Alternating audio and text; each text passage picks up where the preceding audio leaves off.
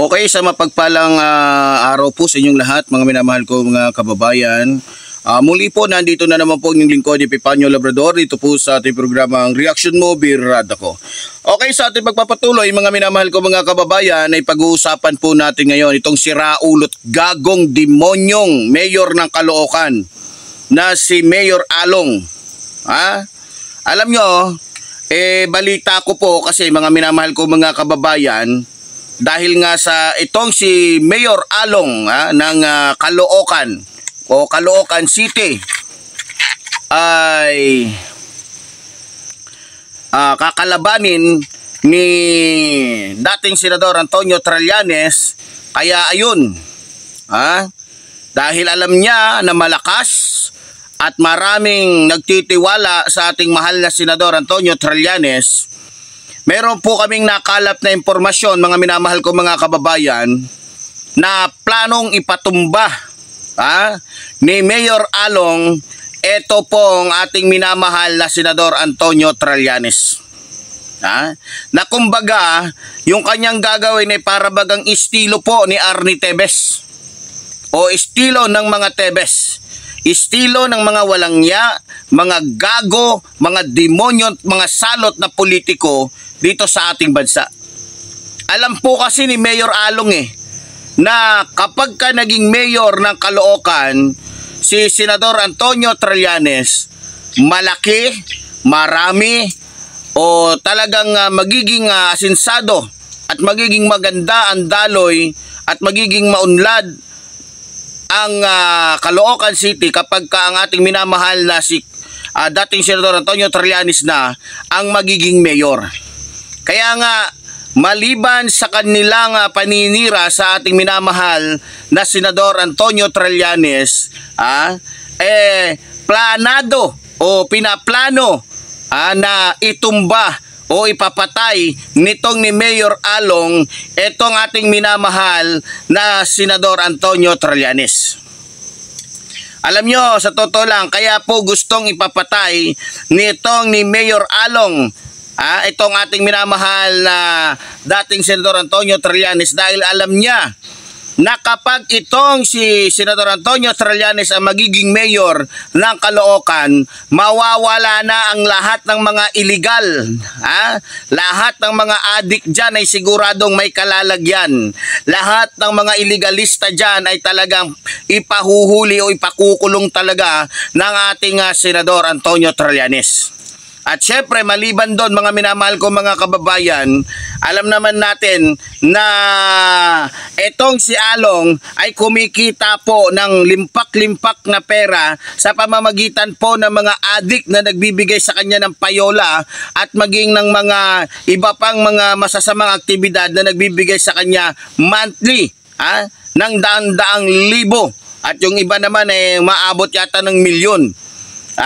Kaya ito pong si Mayor Along, alam nyo mga minamahal ko mga kababayan, ay talagang nangangamba dahil alam niya na kapag ang ating mahal na senador ang uupo bilang mayor, ay malamang ay hindi na talaga siya makabalik pa sa kanyang pwesto sapagkat alam naman natin, kapag ang nagtrabaho po ay ang ating minamahal na Senador Antonio Trillanes, tiyak, makikita mo ang magandang resulta. At sigurado akong hindi bibitawan ng mga taga-Caloocan itong ating minamahal na Senador Antonio Trillanes sapagkat alam ng lahat na itong ating senador ay tunay, tapat sa kanyang tungkulin. Hindi magnanakaw, hindi protektor ng droga, hindi protektor ng mga illegalista, kundi isang politikong sumusunod sa batas o sa batas na pinatutupad ng batas ay ng ating bansa.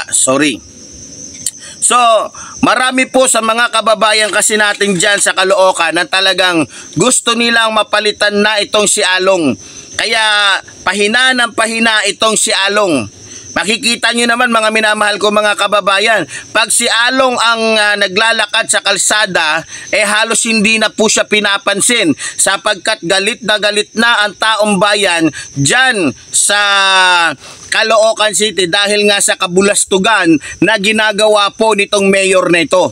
Alam nyo ba, alam nyo sa totoo lang mga minamahal ko mga kababayan, simula po na naging mayor yan ng Caloocan City, lahat po ng mga kasamaan, lahat ng mga katarantaduhan, lahat ng mga nangyayari dyan, yan po ay kumbaga meron po siyang kinalaman dyan mga minamahal ko mga kababayan.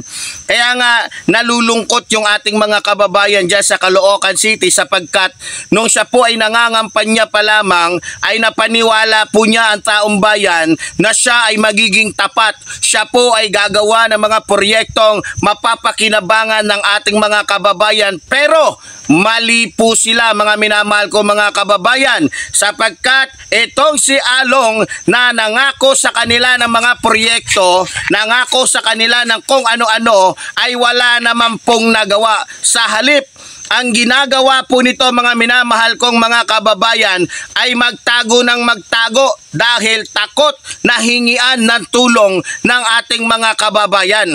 No? Kaya nga ang ating mga kababayan ay talagang nagsisisi po dyan sa Caloocan City sapagkat nagkaroon sila ng isang mayor na tulongges at hindi lamang tulongges kundi isang mayor na walang kwenta, inutil.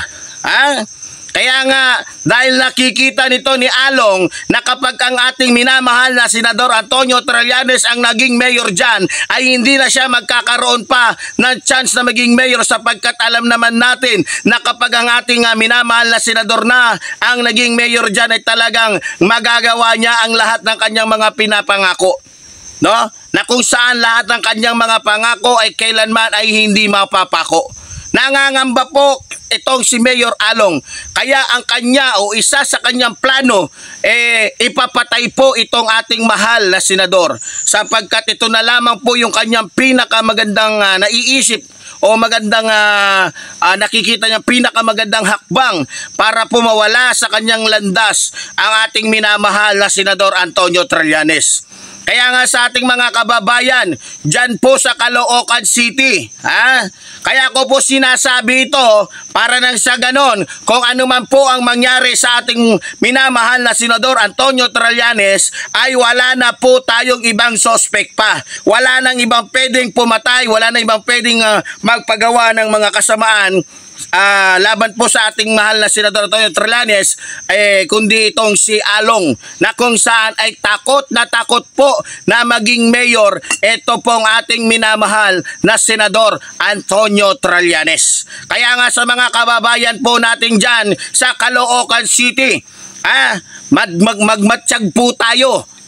Tayo po ay makiisa na ipaglaban ang ating minamahal na Senador Antonio Trillanes sapagkat may isang protektor ng droga, may isang protektor ng mga ilegalista na ayaw siyang maging mayor sapagkat natatakot siyang humina na o wala na siyang maging income kapag hindi na siya mayor sapagkat ginagamit niya ang kanyang kapangyarihan para po magkaroon ng limpak-limpak na pera na kung saan mas inuuna po niya ang kanyang sarili.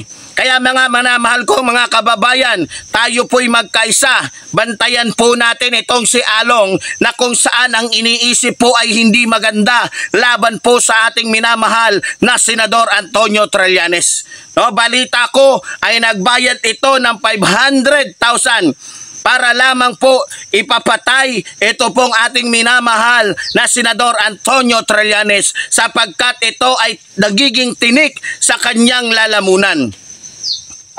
Kaya sa'yo Along, lumabang ka ng patas kang diputa ka, lumabang ka ng patas kang demonyo ka, lumaban ka ng patas kang yawa ka, lumaban ka ng patas. Huwag mong gamitin ang kapangyarihan mo sa katulonggisan mo, sa kagaguhan mo, sa kahayupan mo, sa kademonyuhan mong diputa ka. Lumabang ka ng parehas. Ngayon kung ayaw na sa'yo ng mga taga Caloocan, gaba mo yan. karma mo yan sapagkat lahat ng mga ginagawa mo ay hindi para sa bayan kundi para sa sarili mo. Huwag ka magtaka kung bakit ayaw na sa'yo ng mga taga-Caloocan kahit pa sabihin natin na taga dyan ka sapagkat mismong mga kababayan mo ninanakawan mo, niloloko mo. Kaya huwag ka magyabang kung taga dyan ka. Ano kung taga dyan ka? Kung sinungaling, magnanakaw ka naman sa pera ng taong bayan. Sige nga. Alam mo, Along, kung ako sa'yo, magbalot-balot ka na sapagkat ayaw na sa'yo ng mga taga-Caloocan dahil isa kang taksil, isa kang magnanakaw. Kaya sa ating mahal na Senador Antonio Trillanes, nasa likuran mo lang kami. Lagi kaming nagbabantay, lagi kaming nananalangin para sa iyo. Alam ng Diyos ang iyong magandang hangarin para sa bayan ng Caloocan. Kaya nga hanggat nandito si Epifanio Labrador, patuloy akong makikipaglaban, patuloy akong magsasalita, patuloy akong maghahayag ng katotohanan sa programang ito. Nang sa ganon ay mabulat o mamulat sa katotohanan ang ating mga kababayan. Nang sa ganon ay malaman ng ating mga kababayan ang tunay at mga nangyayari dito po sa ating inang bayan. Kaya muli po tulad po ng sinasabi ng iyong lingkod, mabuhay po ang ating inang bayan, mabuhay ang nagmamahal sa ating inang bayan. Maraming salamat po!